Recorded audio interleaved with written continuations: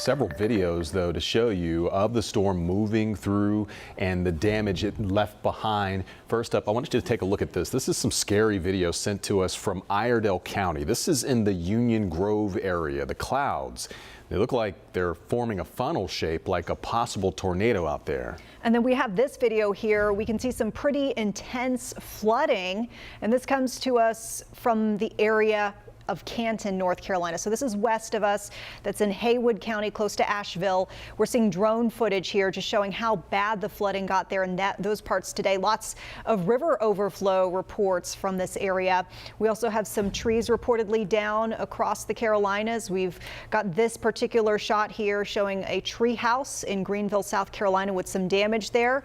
Essentially that tree, you can see all the limbs basically pinned up against that fallen tree right there.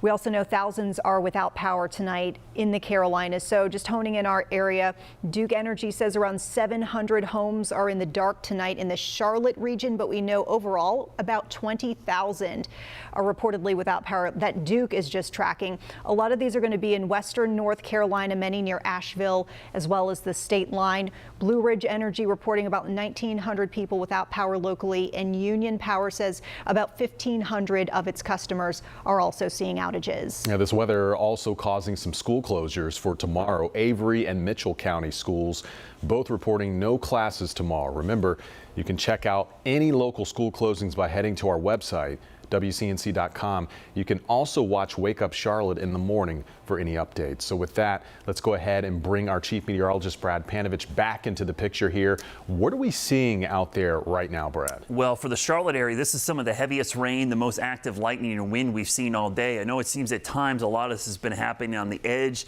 or the northern part of our view near the mountains in particular, Iredell and Alexander County. But right now, the worst of the weather is pretty much moving over the Piedmont. So you can see this line, and I'm going to widen it out a little bit because it stretches from Great Falls. You see this down here in areas around the Catawba River heading north up there basically to about the Ballantyne area, Pineville, right through uptown Charlotte, through Huntersville, Cornelius, Davidson, all the way to Mooresville, and then up to Statesville. And that tornado-warned storm is now exited up to the north and is moving into Wilkes and Yadkin County, so just out of our area. But back to the west, all those counties you see shaded kind of in that red, or that, the green, I should say, that's the area that is seeing the flash flooding. Now, the remnants of Fred are right there, so the circulation is now entering Virginia. And you remember today, earlier, I was saying, when was the worst going to be over? Once we started to see the circulation get to our northwest, that starts putting us more on the southeast and southern side of the system. Dry air is already wrapped in. So this is the last batch. Once this line is through, pretty much I can give you the all clear west of this line. And just to show you how this will look over the next couple of hours, we'll show you the futurecast. So that line is over us right now. If I play this, you'll see that we've got that line moving across the Piedmont here.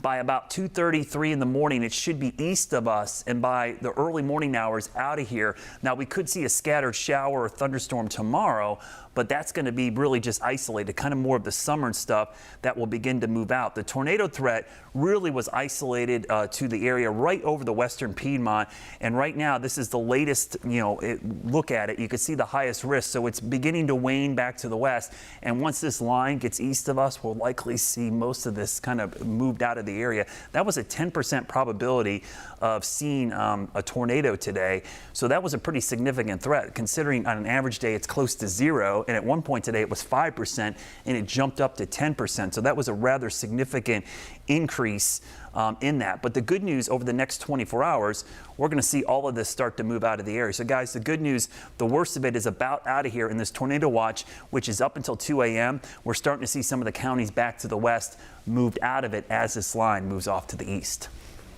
Good riddance to this alert. Yes. For sure. I mean, my goodness, what a day. Yes.